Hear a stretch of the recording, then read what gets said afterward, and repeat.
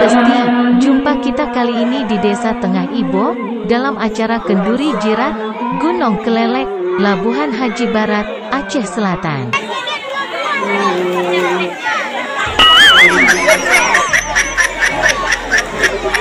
Panitia kelihatan sibuk mengatur hidangan yang sudah disediakan untuk dibagikan kepada tengku undangan dari pesantren Darul Husta untuk membaca tahlil dan doa.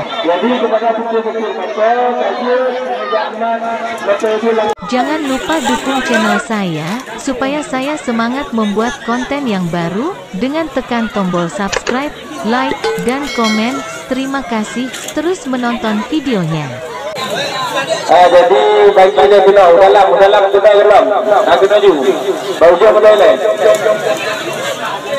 Celat pakai pandemi ni le.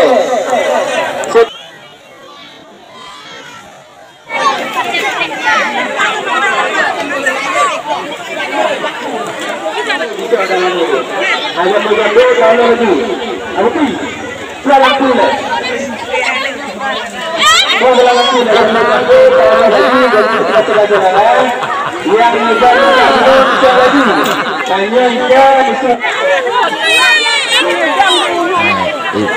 Ini parahnya.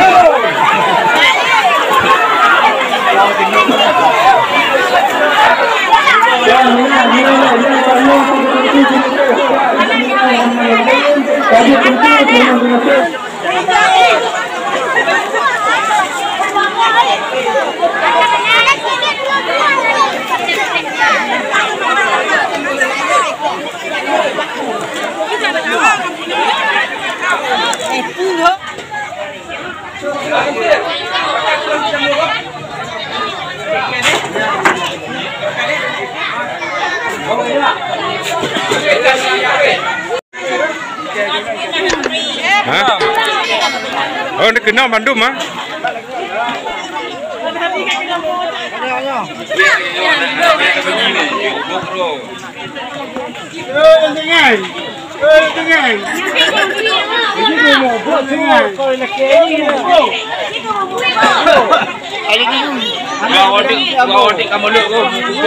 Makasih, Bu.